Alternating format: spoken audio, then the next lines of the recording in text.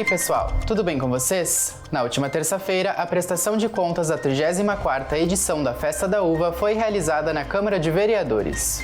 A reunião foi promovida pela Comissão de Desenvolvimento Econômico do Legislativo, com o intuito de informar com transparência a comunidade caxiense. De acordo com o presidente da festa, Fernando Bertotto, 460 mil visitantes prestigiaram as festividades. O alcance foi 30% maior em relação à edição de 2022. O resultado financeiro foi positivo, com um lucro de R$ 1.500.000. E você sabia que a Câmara de Vereadores tem um programa chamado A Casa é Sua? Vem que eu te explico. O Legislativo Caxiense abre as portas para a população com o programa A Casa é Sua. Com agendamento, é possível conhecer a infraestrutura do Parlamento Caxiense.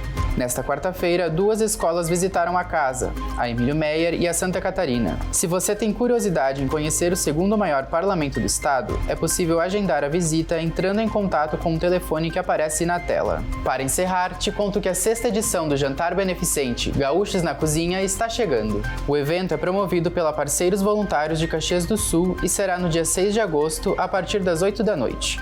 No cardápio, haverá pratos típicos da culinária gaúcha, que serão feitos por 13 cozinhas comandadas por representantes de diferentes empresas e órgãos públicos da cidade, incluindo a Câmara de Vereadores de Caxias do Sul. Você pode garantir o seu ingresso pelo WhatsApp por meio do número que aparece na tela.